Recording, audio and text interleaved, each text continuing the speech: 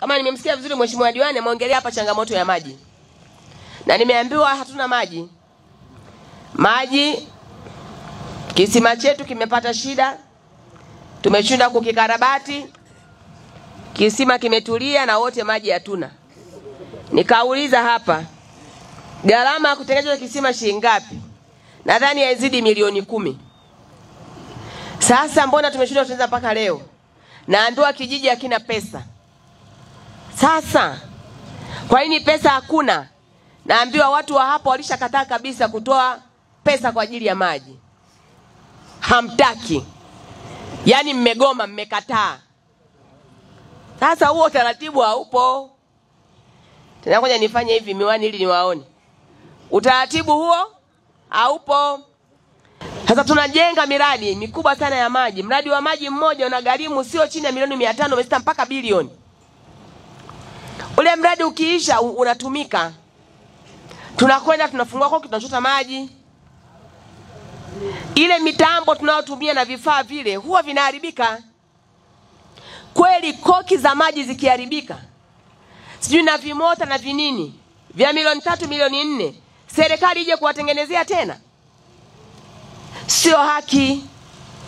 Ndiyo maana tukimaliza miradi inakabidhiwa kwa watumiaji wenyewe ambao ndio nyinyi. Vyombo vya watumia maji. Vyombo vya watumia maji mnafanya kikao cha pamoja cha kijiji. Hayo ni maelekezo niliyatoa. Mnakubaliana, mnatengeneza bei ya maji. Kama ni senti 1, ni senti 5 kwa ndoo.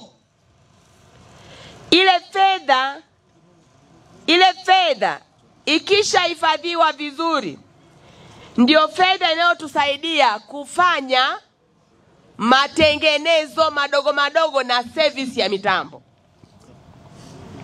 Sasa kama hatutaki kuchangia hiyo huduma ya maji, tuna hakika gani wa kupata maji kila wakati? Maana niliambiwa huko na kokwenda tembea kote, lakini ukifika kata ya Giting wao waligoma, hawataki kabisa. Hata kama hamtaki, basi sisi maji tumeshaleta yale pale. Kuna kifaa kimeharibika pale. Hatuwezi kuchimba kisima cha milioni 800 900. Alafu kifaa kiharibika kidogo tena serikali tutengeneze kile kifaa. Ndugu zangu, utaratibu haupo. Kwa hiyo hilo lazima mlifahamu. Sasa hapa nataka tukubaliane. Na mheshimiwa diwani wenu yuko hapa na mheshimiwa mbunge. Na wanajua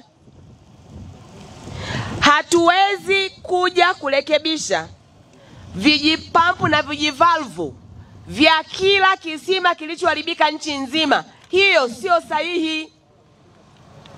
Tunapowapa mradi mtumie wenyewe, ni jukumu lenu kuulinda mradi wenu, mabomba yasikatwe, mtumie maji vizuri. Kitu kikitoka koki kiharibika, mnakaela kenu mnakwenda mnaondoa koki yenu mnaweka, mnatumia maji pamoja.